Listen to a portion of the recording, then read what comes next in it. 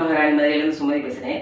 இன்றைக்கி வந்து ஒரு snacks recipe, evening snacks recipe பண்ண போகிறோம். அதுக்கு பேர் வந்து ரைஸ் கச்சோரி, மும்பை ஸ்பெஷல். அது வந்து மும்பை ஸ்ட்ரீட் ஃபுட்டு. நம்ம வீட்டில் உள்ள எளிமையான பொருட்களை வச்சு இந்த ரெசிபி செஞ்சிடலாம். அது பசங்களுக்கு ரொம்ப ரொம்ப பிடிக்கும். இப்போ வீட்டில் இப்போ பசங்க லீவில் இருப்பாங்க, அந்த பேக்கரியில் போய் சாப்பிட்றதுக்கு பதிலாக நீங்கள் வீட்டிலேயே அது சுலபமாக கம்மியான பொருட்களை வச்சு செஞ்சு கொடுத்துடலாம். அவங்களுக்கும் ரொம்ப திருப்தியாக இருக்கும், நம்மளுக்கும் வீட்டில் உள்ள ஹைஜீனிக்கான ஃபுட்டு கொடுத்த மாதிரி இருக்கும். ரொம்ப ரொம்ப டேஸ்ட்டானது, சிம்பிளாக செஞ்சு முடிச்சிடலாம். இப்போ அதுக்கு என்னென்ன பொருள் தேவை அப்படின்னு பார்ப்போம். வாங்க வீடியோக்கு.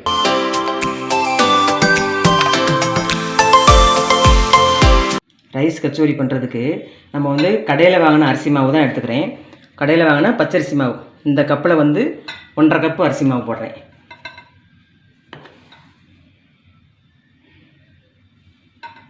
ஒன்றரை கப்பு அரிசி மாவு எடுத்துருக்கிறேன். அப்புறம் வந்து அதுக்கு உள்ள ஸ்டஃபிங் பண்ணுறதுக்கு கடலைப்பருப்பு 100 கிராம் இந்த உலக்கு நிறையா எடுத்து ஊற வச்சு அதை ஒரு 3 விசில் வேக வச்சு எடுத்து வச்சுருக்கேன்.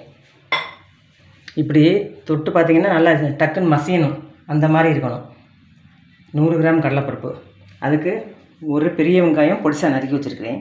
அப்புறம் 1 ஸ்பூன் அளவுக்கு இஞ்சி பூண்டு பேஸ்ட்டு, அப்புறம் ஒரு 2 டேபிள் ஸ்பூன் அளவுக்கு தேங்காய் துருவல், அப்புறம் ஒரு 6 கருவேப்பிலை, காரத்துக்கு இந்த மாதிரி ஒரு 2 பச்சை மிளகாய் பொடிசாக நறுக்கி வச்சுருக்கேன். அப்புறம் ஒரு கைப்பிடி மல்லித்தலை பொடிசாக நறுக்கி வச்சுருக்கேன். அதுக்கு மசாலாக்கள் வந்து 1/2 ஸ்பூன் கரம் மசாலா, அப்புறம் 1 ஸ்பூன் சாட் மசாலா, 1/2 ஸ்பூன் மஞ்சள் தூள், அப்புறம் கலருக்காக காஷ்மீரி சில்லி தூள் 1 ஸ்பூன். பண்ணுறதுக்கு ஸ்டவ் ஆன் பண்ணிவிட்டு 1.5 கப் மாவு எடுத்திருக்கேன். 1.5 கப் தண்ணி ஊற்றிக்கிறேன். 1.5 கப் அரிசி மாவு எடுத்துருக்கோம், அதனால் 1.5 கப் தண்ணி. இந்த தண்ணியிலேயே இந்த மேல் மாவுக்குரிய உப்பு போட்டுக்கிறேன், ஒரு 1/2 ஸ்பூன். அதோட 1 ஸ்பூன் எண்ணெய் ஊற்றிக்கிறேன். 1 ஸ்பூன் அளவுக்கு நல்லெண்ணெய் ஊற்றிக்கிறேன். இப்போ அடுப்பு ஆஃப் பண்ணிவிட்டு இந்த மாவு அதிலே அப்படியே கொட்டிக்கிறேன். அப்படியே கலந்துட்டு நல்லா ஆறின பிறகு, நல்லா கெட்டியான பிறகு அது மேலே கொஞ்சம் லேசாக எண்ணெய் ஊற்றி மேல் மாவு ரெடி பண்ணி வச்சுக்கிறேன். நான் வந்து 1.5 மடங்கு தண்ணி ஊற்றினேன், கொஞ்சம் பத்தலை. அப்புறம் ஒரு 1/4 டம்ளர் சுடு தண்ணி ஊற்றிக்கிட்டேன். அது வந்து அரிசியை பொறுத்தது, கொஞ்சம் முன்ன பின்ன ஆகும். 1.5 அல்லது 1.25 அந்த மாதிரி ஆகும். இந்த மாதிரி பக்குவத்தில் இருக்கணும் பார்த்துக்கோங்க. இந்த மாதிரி இப்படி நமக்கு அப்படி சாஃப்டாக வரணும், இந்த மாதிரி இருக்கணும். இதில் வந்து இதை பவுலில் மாற்றி வச்சுக்கிடுவோம். மாற்றிட்டு மேலே உணராமல் இருக்கிறதுக்காக கொஞ்சோண்டு எண்ணெய் ஊற்றி அதை மூடி வச்சிடுறேன். இப்போ இந்த மேல் மாவு ரெடி பண்ணிட்டோம், இது இருக்கட்டும். இப்போ வந்து அந்த மசாலா ஸ்டஃபிங் பண்ணுறதுக்கு மசாலா ரெடி பண்ணிக்கிடுவோம். பண்ணுறதுக்கு ஃபஸ்ட்டு ஒரு 2 ஸ்பூன் அளவுக்கு கடலெண்ணெய் ஊற்றிக்கிறேன். எண்ணெய் காஞ்சிருச்சு, இதில் வெங்காயம் சேர்த்துக்கிறேன்.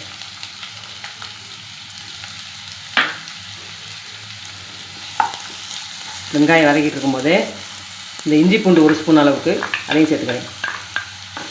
இஞ்சி பூண்டு பச்சை வாசனை போகணும், வெங்காயம் கொஞ்சம் வதங்கணும். வதங்கிடுச்சு, பச்சை வாசனையும் போயிடுச்சு இஞ்சி பூண்டு. இதில் ஒரு 6 கருவேப்பிலையும் இந்த பச்சை மிளகாயும் சேர்த்துக்கிறோம். சேர்த்துட்டு அதுலேயே 1/2 ஸ்பூன் மஞ்சள் தூள் சேர்த்துக்கிறேன். 1/2 spoon garam masala, 1 spoon chat masala. நீங்கள் சாட் மசாலா இல்லைன்னு வச்சுக்கோங்க, அந்த கரம் மசாலாவே 1 ஸ்பூன் போட்டுக்கலாம்.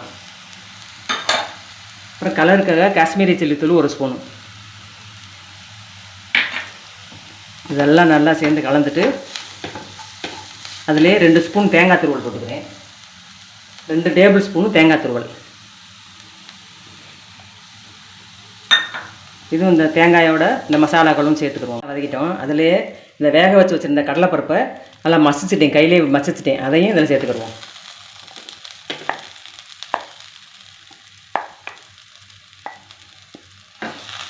வேக வச்சு நல்லா மசிகிற அளவுக்கு வேக வச்சு வச்சுருந்த கடலைப்பருப்பு இதையும் சேர்த்தாச்சு.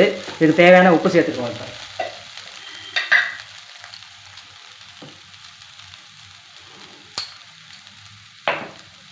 இன்னி இந்த கடலைப்பருப்பு வந்து இந்த மசாலாக்களோடு நல்லா கலந்து வர மாதிரி நல்லா கிண்டிக்கிறோம். கொஞ்சம் டைட்டாக இருக்கணும். இது வந்து உள்ளே வைக்கிற ஸ்டஃபிங் மாவு. இந்த மசாலாக்கள் டைட் ஆகிடுச்சு.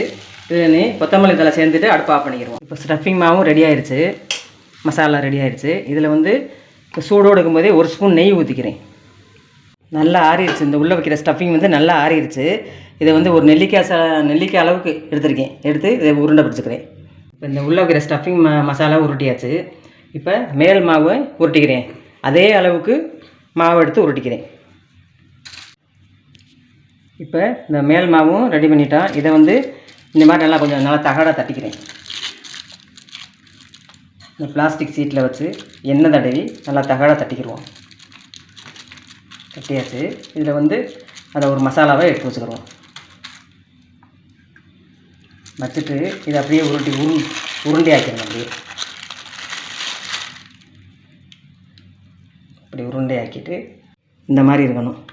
எல்லா பக்கமும் மசாலா கவராக இருக்கணும். விண்டு போகாமல் அந்த எண்ணெயை தொட்டு இந்த மாதிரி பண்ணிவிட்டு எல்லாத்தையும் இதே மாதிரி பண்ணிவிட்டு அப்புறமா டீப் ஃப்ரை பண்ணணும். எல்லாத்தையும் உள்ளே வச்சு இந்த மாதிரி இந்த மசாலா வெளியில் பிரிஞ்சாத மாதிரி நல்லா ரவுண்ட் ஷேப் பண்ணி அழுத்தம் கொடுத்து எல்லாமே ரெடி பண்ணி வச்சுட்டேன்.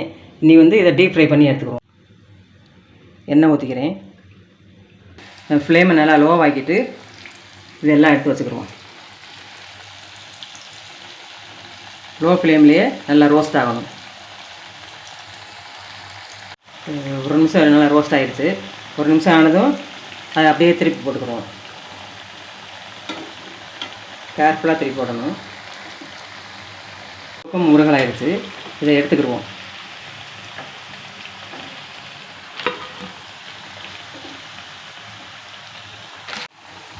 இந்த ரைஸ் கச்சோரி வந்து பசங்களுக்கு ரொம்ப ரொம்ப பிடிக்கும். சாஸோடு சாப்பிட்டாங்கன்னா அப்புறம் உங்களுக்கு திரும்ப திரும்ப அதையும் உங்களை செய்ய சொல்லுவாங்க. அந்தளவுக்கு ரொம்ப டேஸ்ட்டான மும்பை ஸ்ட்ரீட் ஃபுட்டு. ஆனால் நம்ம வீட்டில் உள்ள பொருட்களை வச்சு எளிமையான முறையில் இதை செஞ்சு கொடுத்துடலாம். இது பிச்சு காமிக்கிற பாருங்க, கிறிஸ்பியாக இருக்கும். வெளியில் உள்ள இந்த மசாலாவோட சாப்பிட்றதுக்கு ரொம்ப டேஸ்ட்டாக இருக்கும். இப்போ இந்த சுவையான ரைஸ் கச்சோரி ரெடி ஆயிடுச்சு. இதை இப்போ வந்து என் பையன் வந்து இப்போ டேஸ்ட் பண்ணி பார்ப்பார்.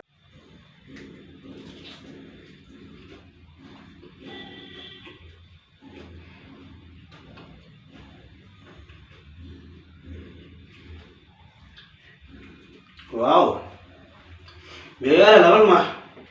பேக்கரியில் கூட இந்த மாதிரி ஐட்டம் கிடைக்கிறது ரொம்ப கஷ்டம். வேறு லெவல். இதை சாஸோட தொட்டு சாப்பிட்டாலும் வெரி வெரி சூப்பர். இந்த ரைஸ் கச்சோரியை நீங்களும் இந்த பசங்க லீவில் இருக்கும்போது செஞ்சு கொடுத்து அவங்களும் டேஸ்ட் பண்ணி பார்த்த முன்னாடி எப்படி எங்களுக்கு கமெண்ட் பண்ணுங்கள். இந்த வீடியோ உங்களுக்கு பிடிச்சிருந்துச்சுன்னா லைக் பண்ணுங்கள், ஷேர் பண்ணுங்கள், சப்ஸ்கிரைப் பண்ணிக்கோங்க. அடுத்து இன்னொரு இன்ட்ரெஸ்டிங்கான ரெசிபி